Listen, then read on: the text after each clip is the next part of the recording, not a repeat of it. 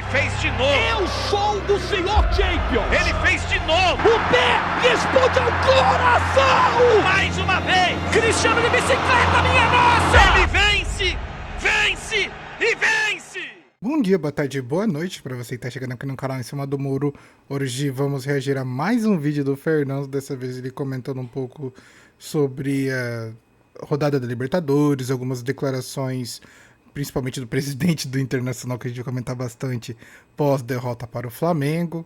Então tem bastante coisa, bastante conteúdo para a gente poder comentar e reagir. E antes de mais nada eu quero pedir para você que deixe o seu like nesse vídeo, comenta o que você achou da partida do Flamengo contra o Internacional, o que você está achando dessa fase de mata-mata da Libertadores, que agora as coisas vão realmente pegar fogo, porque chegamos, enfim, nas quartas de final. E quero pedir também que você se inscreva no canal para poder ajudar aqui o canal a crescer, a se desenvolver e se estabelecer no meio de tantos outros. Mas quero desde já agradecer a você que vem aqui no canal prestigiar e dar pelo menos seu likezinho, sua visualização, que é muito importante aqui pra gente. Bom, bora ver o que o Fernando tem a nos dizer, né, sobre a rodada e tudo o que aconteceu entre Flamengo e Internacional. Meus amigos, hoje a gente vai trocar uma ideia desse time aqui do Rio de Janeiro mais uma vez aí. Mas tá aí, né? Por enquanto, Vélez, Racing, Estudiantes, Flamengo. Acho que River Plate, Palmeiras, Botafogo e São Paulo de novo fazem o confronto da última Libertadores. Vamos repetir esse confronto, penso eu. E aí, ontem a gente viu, cara, a declaração do presidente, o Barcelos. De verdade, nem sei se ele é presidente do Internacional. Acho que o único presidente que a gente conhece, o Brasil inteiro sabe que é do Palmeiras, é a Leila, né? Mas é o Barcelos aí. Ele deu uma declaração muito curiosa que foi a respeito de quanto o Flamengo investiu e quanto o Internacional investiu. Mas veja bem, se eu lembro bem, Ener Valencia, Borré, Alário, ninguém mandou contratar em Tabata, alguém obrigou, Bruno Henrique, que passou pelo Palmeiras. Enfim, o Internacional, não nessa temporada, na última, antes de ter aquele problema no Sul, o Internacional gastou demais. Vamos conferir a declaração que ele deu e a gente vai trocar uma ideia aqui a respeito desse choro do fair play financeiro, que agora é com o Flamengo, mas daqui a pouco vamos falar do Palmeiras. O Palmeiras gastou mais que o Flamengo agora. Então, certamente, se serve para o Flamengo, serve para o Palmeiras. Bom, antes que o Fernando comente um pouco sobre a declaração do presidente do Internacional, cara, esse daí tá vivendo, tá? Esse aí, a cada vídeo é um lugar diferente, cada lugar tem um barulho de fundo, um ambiente totalmente diferente. Nesse caso, agora ele tá fazendo esse vídeo, acho que gravando na padaria, então literalmente o cara tá aproveitando das suas férias, porque se eu não me engano o Fernando ele tirou pelo menos alguns diazinhos pra relaxar. E só que é aquela, né, quando você vive de algo, você vive de YouTube, de fazer vídeos, fica meio impossível você realmente ficar afastado totalmente de tudo isso. Então, acho que ele tá usufruindo do relaxamento dele, do lazer dele, para poder também criar um pouco de conteúdo para os seus dois canais, porque lembrando, o Fernando tem dois, que é o Insta Verde e o canal Não Importa o Que Digam. Então, com certeza ele tem consciência de tudo que ele tem feito para o canal, porque se você para de postar, obviamente que o seu alcance diminui. Mas é aquela, quando você o cara trabalhou 10 anos com isso, então é algo que faz parte da vida dele. É meio que praticamente uma pessoa que vai sempre na academia e do nada para de ir pra academia. Sente falta, sente necessidade, por mais que no caso do Fernando foi meio que algo de saúde, a diminuída de frequência dele de postar conteúdo nesses dois canais. Mas o menino tá vivendo. Deixa o menino viver. A gente sempre pensa nos cenários antes do jogo, né? Porque faz parte da função do dirigente vir aqui falar com vocês na vitória e na derrota. E algumas coisas elas ficariam de um melhor tom se nós tivéssemos vencido o jogo. Porque elas não podem servir de desculpas no momento em que o torcedor está sentindo tanto e nós estamos sentindo tanto. Mas a verdade é que a gente precisa aprofundar um pouco mais esse tema, né, do futebol brasileiro e das diferenças que se colocam, né?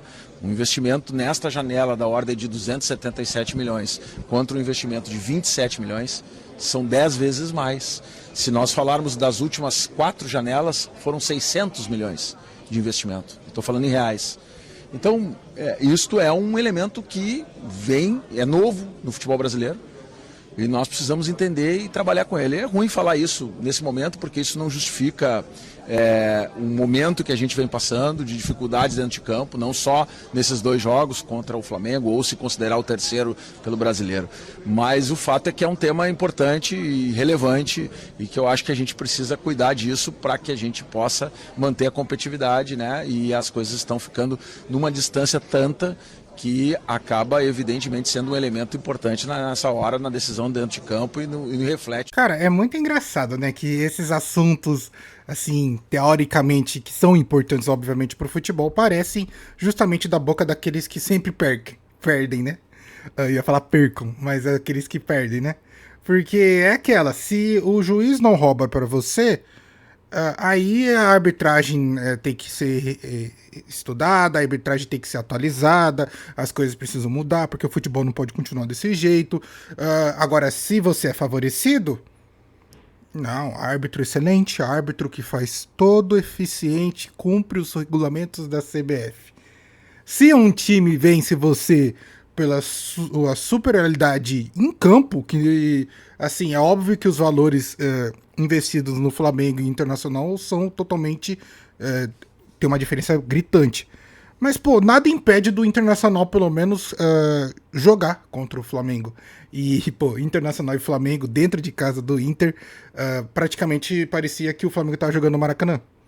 Porque o Internacional não conseguiu nem trocar passes ou agredir o gol do Flamengo com tanta, assim, volume de jogo, incisividade. Parecia que o Flamengo literalmente jogou sozinho.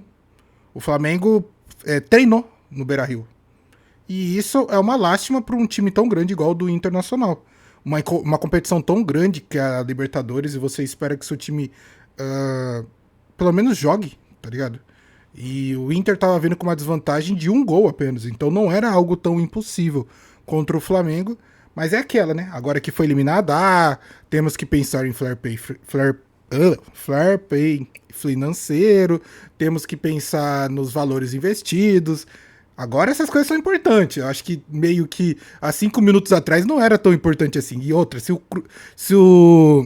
Cruzeiro, as ideias. Se o Internacional tivesse ganhado do Flamengo, eu duvido que o presidente de clube viria a público para falar: temos que nos preocupar com os valores investidos. Tá, cara, o assunto é importante, mas não é o momento para você trazer isso a público. Você deve utilizar esse momento quando você não for eliminado de uma competição tão importante que é a Libertadores. Então passa a imagem de ser, sim, um choro. Por mais que seja uma pauta super importante. Meus amigos, a gente não tem como não falar do domínio do Flamengo ontem. Foi, mano, vergonhoso. Com 60 minutos do segundo tempo de jogo, eu queria desligar. 75 minutos eu fiz essa publicação. Até tem um errinho aí de português nessa publicação. Peço desculpa. Mas é porque, cara, você se sente assistindo ali impotente, né? Uma coisa que separa o Flamengo e o Palmeiras não é o valor que cada um gasta nos seus respectivos jogadores e nos atletas. É como joga, mano. Eu sei que muitas vezes vocês se computam com as comparações, mas o Palmeiras tem mais um jogo hoje, jogo fácil, e depois um jogo contra o Sport, e a gente vai fechar o mês contra o Corinthians. O Flamengo veio numa proposta ontem muito legal, sem volante de contenção, fazendo com que os seus pontas ajudem na marcação. Ou seja, eles não precisam do volante de contenção e o jeito de jogar, cara. Não tem como falar que o Flamengo não tem uma identidade de jogo propositiva. Foi vexatório e conseguiram controlar o jogo na casa adversária. Claro que existiram eventos na partida que eu acho que até atrapalharam o Inter, como os papéis lá em campo. Tenho certeza que não foi positivo nem para um lado nem para o outro, mas ficou pior para o Internacional. E, cara, esse tipo de choro aí do presidente do Internacional é ridículo, porque o Internacional gastou uma grana assim na última temporada, enquanto o próprio Palmeiras não tinha gasto tanto, o Internacional gastou mais. E aí o Palmeiras veio com os gastos para essa temporada, que provavelmente os sustenta nos próximos 3 anos, e o Flamengo a mesma coisa. Então não é, muitas vezes, só o dinheiro. Não adianta, porque o Palmeiras, por exemplo, está colocando uma grana, colocou grana aí no Mikael, no Jeff Té, aí agora já tinha contratado o Emiliano Martins, contratou o Vitor Roque, o Paulinho, mas a gente ainda não vê essa identidade dentro do campo. E essa é uma das críticas. Claro, tem tudo hoje pra gente ver, porque o adversário permite, mas eu tenho as minhas dúvidas se a gente Se tivesse pego o Internacional, que a gente teria feito esse jogo de controle que o Flamengo fez.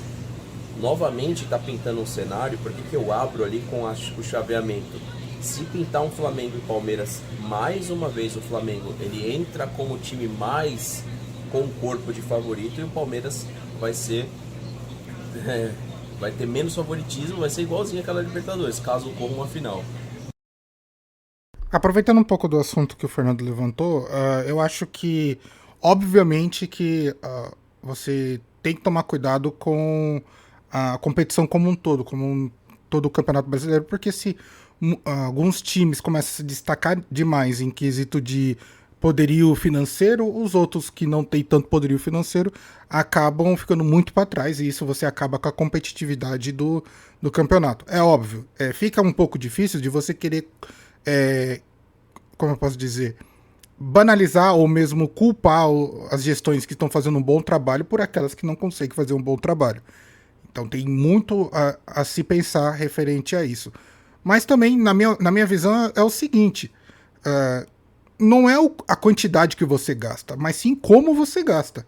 A gente vê o Santos mesmo, que é um dos times que mais gasta no Campeonato Brasileiro, e está na 15ª colocação.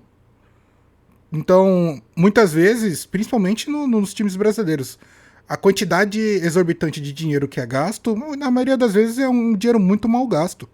A situação que estamos vendo agora é que os times que mais estão recebendo estão sabendo onde gastar. O Palmeiras tem uma segurança financeira, uma estrutura de clube que consegue manter os gastos assim, no equilíbrio. Não fazem loucuras no mercado de transferência para poder pegar jogadores extremamente caros. O Flamengo é a mesma coisa. O Flamengo tem uma estrutura tão assim, bem formada que consegue gastar um dinheiro a mais, só que não é um dinheiro que vai fazer falta. Agora, se você pega uns clubes com menos estrutura, Corinthians... Assim, vamos colocar os times paulistas, Corinthians, Santos, até mesmo São Paulo. Esses 3 clubes, se eles gastarem... uma bala a mais, a gente viu o que acontece.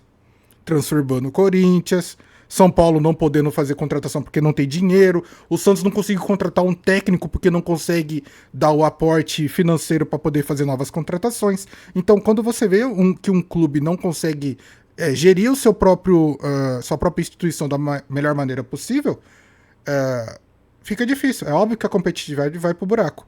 Então, até onde que o fair play financeiro vai ser algo de controle de todos os clubes, ou vai ser punitivo para aqueles que realmente sabem fazer uma boa gestão de clube? Mas assim, o Flamengo investe em jogadores que têm o potencial de posse de bola, que eu acho que isso é interessante a gente observar. O Palmeiras já não. O Palmeiras ele pensa em jogadores para o sistema de jogo do Abel, que é muito mais para reagir os adversários do que propor o jogo.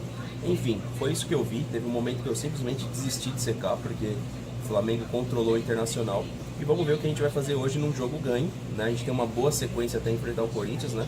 Universitário, né? Pegamos aí vamos pegar agora o Sport, que dispensa qualquer comentário, ainda mais o jogo sendo em casa.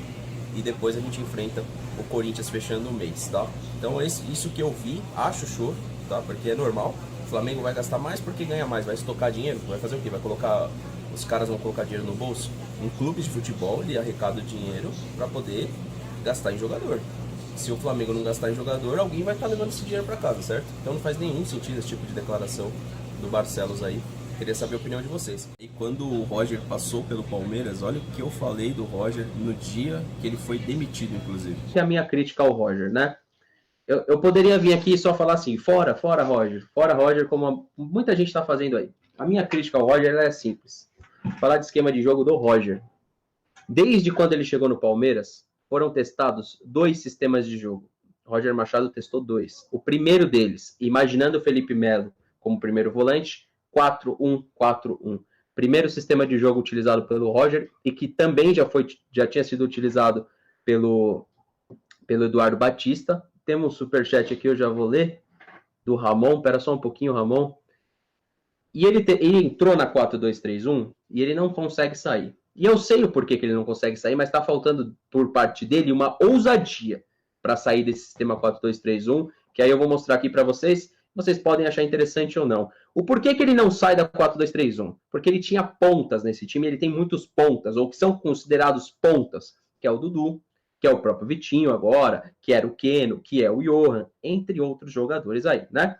Então a 4-2-3-1, ela virou um sistema padrão do futebol brasileiro, ou do futebol até mundial, muitas equipes utilizam ela. 4-2, um de marcação, um pouquinho mais de saída. 3, um meia, um ponta, outro ponta e um atacante. Por que tá errada a 4-2-3-1 do Palmeiras? Porque aqui é um SA, não é um atacante. Já começa daí. Não adianta o Gustavo Scarpa ficar puxando a bola e cruzando pro anão. Dudu é anão, 1,60m, e pro outro que tem 1,60m e pouco, não vai adiantar ficar cruzando bola ainda tentando pegar o zagueiro por trás. É pior ainda, né? Ou seja, por fim, né? Como que a gente pode concluir isso aqui? Cara, eu vou dar minha conclusão antes da sua, Fernando, que infelizmente a gente é nutrido de técnicos limitados, horríveis, ruins, pobres de quesito de conhecimento de futebol. Não conhecimento, mas de aplicação de futebol. E são horríveis taticamente. Eu acho que essa é a melhor conclusão que eu posso dar pra vocês, porque também venho de um clube que teve 3 técnicos, eu ia falar Pedro Caixinha, mas não foi o Carille, Caixinha e Marcelo Xavier, Marcos Xavier, Marcelo Xavier, alguém Xavier. Um cara que era estagiário do Tite, aí quis virar técnico, o Santos falou, vem pra cá, e aí agora falou, cai fora daqui. E agora a gente vai ter o Vojvoda no Santos. Meu Deus do céu, um Caixinha 2.3.0, cara. Não vai mudar nada, mas assim, isso deixa tanto aqueles que assistem futebol num conceito geral, como seus próprios torcedores. Não diria nem triste, mas revoltado, porque o futebol tá tão dinâmico, o futebol tá tão desenvolvido a ponto de você utilizar esquemas táticos diferentes, estratégias diferentes, onde um treinador tem a possibilidade de, não vou dizer nem mudando a peça de substituição, mas só colocando num lugar diferente, você já muda a característica do jogo como um completo. Mas a maioria desses técnicos que a gente tem disponível no Brasil trabalhando e sem trabalho são pobres, futebolisticamente falando, assim, eu nem sei se existe essa palavra. Porém, não dá pra confiar, cara. A gente tá vendo o que aconteceu com o Inter, eu acompanhei de perto o que aconteceu com o Santos, e assim, são técnicos que se orgulham em não ter essa diversidade. É um bagulho surreal e a gente vê o quanto os técnicos aqui no Brasil são atrasados. São ultrapassados, são facilmente ultrapassados. Não é à toa que quando se busca um novo técnico, busca na Portugal, Argentina, vai buscar até no raio que parta. Por último, se nada der certo, você pega um técnico brasileiro sabendo que ele não vai conseguir contribuir para aquilo que você precisa, para depois de um tempo você soltar, demitir ele, culpar ele de tudo e demitir ele. É isso que está acontecendo no Brasil. E infelizmente é um ciclo vicioso que os times ainda não se tocaram que isso você só empurra o problema com a barriga e não consegue resolver ele da melhor maneira possível. Cara, o Felipe Luiz é bom, pô. O Abel também é um bom treinador, mas o Felipe Luiz, quando a gente tá falando a respeito de dar uma identidade pro jogo e ter posse, não é só valor de mercado. Cara, é possível que o Estudiantes, que tenha menos recurso que o Internacional, é só você ver as premiações no futebol argentino, faça melhor. E aí, como é que você vai me explicar isso? É possível que o Racing lá atrás fez melhor, o Peñarol fez melhor, todos esses times com menos recurso financeiro que o Inter. Então não é, ou a gente encara que o Felipe é acima da média, e não é o Guardiola já? Não é. Já dá pra falar que é melhor que o Abel? Acho que ainda não. Mas é bom, cara. É um bom treinador. Vai ganhar, vai fracassar, na medida do possível, igual o próprio Abel fala aí, não vou ganhar tudo, ele também não vai ganhar tudo. Mas a gente vai perceber que é um treinador brasileiro e que provavelmente vai ter abertura no mercado europeu. Felipe Luiz é um bom técnico. É um cara corajoso, é um cara de identidade firme. Ou a gente encara isso já de frente e percebe, ou então descubra, né? Porque de fato é um bom técnico. É a forma como eu visualizo. Porque não é normal os jogadores chegarem e o Flamengo já ganhar essa identidade. A identidade do jogo do Flamengo ela é bem sólida. A do Palmeiras também é. São diferentes. Há quem prefira a do Palmeiras, há quem prefira a do Flamengo. Eu acho do Flamengo mais legal. Eu acho o jeito do Flamengo jogar melhor. Agora, o resultado final a gente vai ver em campo. Até porque, nesse caso, é um jogo só. Se caso os dois chegarem na final. Porque pro Palmeiras passar do River com o futebol que tá jogando, não que o River seja esse time inteiro, mas o Palmeiras, aí pra mim sim. Eu acho que a gente vai mudar muitas das percepções se o Palmeiras enfrentar o River e de novo eliminar o River, porque a última vez não tinha o Monumental de Nunes. A gente elimina o River no Libertadores de Américas sem público. Aí sim a gente começa a levar algumas coisas mais a sério, começa a perceber um processo mais sólido, tá? Porque, de fato, o futebol que o Palmeiras está jogando hoje não é o resultado, mas o futebol deixa a desejar, tá? Então, é reparar como que o Felipe Luiz trouxe uma identidade, ou se adaptou à identidade do jogo do Flamengo, até porque quando ele jogava no Atlético de Madrid, era muito mais parecido com o Palmeiras. Ele enfrentava equipes que tinham esse DNA, como o Barcelona. Né? Então, assim, é de se observar, mas valor de mercado não é tudo. Porque se fosse, o palmeirense hoje não teria parte dos questionamentos que tem sobre a forma como o Palmeiras joga. Deixe seu comentário aqui embaixo, se curtiu o vídeo, compartilha que isso ajuda o canal. Um abraço pra vocês e tamo junto. Bom, esse foi o vídeo do Fernando, cara, um excelente vídeo. Eu concordo, acho que com muita coisa que ele disse ali, sobre principalmente a situação de usar como desculpa a parte do fair play financeiro, de que um clube gasta muito, por isso que ele tá conseguindo ganhar. Então, eu acho que não é de agora que existe essa disparidade de clubes que gastam mais e outros que gastam menos. Porém, apresentar toda essa tese, situação após uma eliminação vexatosa foi num momento totalmente inapropriado. Referente ao Felipe Luiz, eu acho que ele representa realmente a renovação de técnicos aqui no Brasil. O cara veio com um conceito, obviamente, mais aprofundado de um estilo europeu, porém, eu acho que ele caminhou das maneiras corretas, entende? Ele veio pro Flamengo, jogou, encerrou sua carreira ali, entendeu a sua posição como técnico, teve alguns tipos de experiência, acho que nas categorias de base do Flamengo, para poder entender justamente como é a situação de você ter a tomada de decisão. E quando ele chegou para profissional, ele demonstrou o quão excelente tem sido ele como um profissional. Eu acho que, obviamente, que existem situações em que o Flamengo não desempenha tão bem em quesito de resultado, mas desempenho em campo, o Flamengo entrega sempre o seu 100% ou 110%, 120%. O Felipe Luiz teve várias situações de confronto mesmo, de desafios para poder se superar. E, cara, a maioria não, todos, ele conseguiu se sobressair com o maior profissionalismo possível e as melhores tomadas de decisão. O caso Pedro foi um deles, que foi aplaudido por todo mundo, apesar de que todo mundo vê ele sendo muito apadrinhado pela mídia. Mas, cara, lidar com um clube igual é o Flamengo, com toda a mídia que tem, com todo o aporte que tem e todas as críticas em cima do elenco, o Felipe Luiz, obviamente, tem feito o melhor trabalho possível e, na minha opinião, pode servir como exemplo para novos técnicos, de que não fiquem apegados a um tipo de esquema tático apenas, que abusem mais dessa diversidade de esquema tático, porque isso não agrada somente os seus torcedores, mas como agrada a todos aqueles que acompanham um bom futebol, porque isso faz realmente a diferença e te traz bons resultados. O Flamengo está colhendo bons frutos justamente porque o seu treinador sabe fazer um bom trabalho com o seu time. Eu acho que essa é a minha opinião final sobre tudo isso. Bom, mas e você? O que você acha? O que você pensa? Deixa seu like aí, comenta aí, deixa aí nos comentários, né? O que você acha sobre tudo isso. Mas é isso, gente. Eu vou ficando por aqui. Se inscreva no canal para ajudar o canal. A gente tá crescendo, estamos subindo. Vem fazer parte dessa loucura que é o canal Em Cima do Muro. Tamo junto e falou!